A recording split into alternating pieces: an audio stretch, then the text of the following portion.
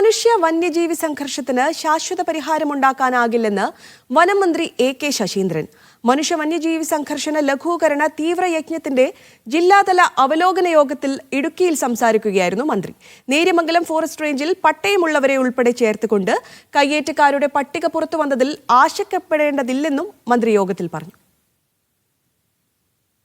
ഇടുക്കി ജില്ലാ കളക്ടറേറ്റിൽ കോൺഫറൻസ് ഹാളിൽ വെച്ചായിരുന്നു അവലോകന യോഗം. മനുഷ്യ വന്യജീവി സംഘർഷ ലഘൂകരണ തീവ്രയജ്ഞത്തിനായി തിരഞ്ഞെടുത്തിട്ടുള്ള ജില്ലയിലെ 29 പഞ്ചായത്തുകളിൽ നിന്നുള്ള ജനപ്രതിനിധികളും വിവിധ വകുപ്പ് പ്രതിനിധികളും യോഗത്തിലുണ്ടായിരുന്നു. ജില്ലയിലെ വന്യജീവി പ്രശ്നങ്ങൾക്ക് ശാശ്വത പരിഹാരം എന്ത് എന്ന മാധ്യമപ്രവർത്തകരുടെ ചോദ്യത്തിനാണ് മന്ത്രിയുടെ കൗതുകമുണർത്തുന്ന മറുപടി. ഒരു പ്രശ്നത്തിനും ശാശ്വത പരിഹാരം ഇല്ല.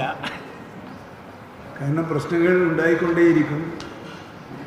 ആ പ്രശ്നങ്ങൾ പരിഹരിക്കാനുള്ള നടപടികൾ സ്വീകരിച്ചുകൊണ്ടേയിരിക്കും. ഇനി ഈ ലോകം അവസാനിക്കുന്നത് വരെ ഒരു വന്യജീവിയും ഒരു മനുഷ്യനെയും ആക്രമിക്കില്ല എന്നൊരു ഉറപ്പ് നൽകാൻ ആർക്കെങ്കിലും പറ്റും?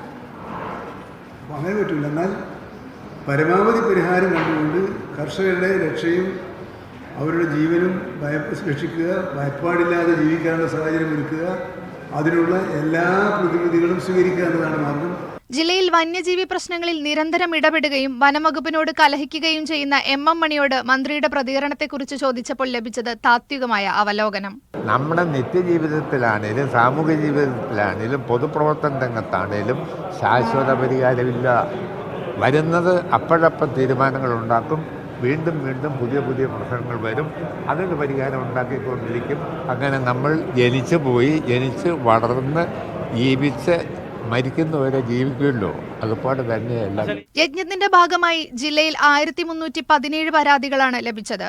ഇതിൽ 768 പരാതികളിൽ പരിഹാരം കണ്ടു. മറ്റുള്ളവ രണ്ടാം ഘട്ടത്തിൽ പരിഗണിക്കും.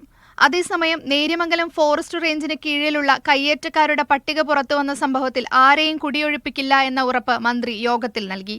മീഡിയ 1 ഇടുക്കി.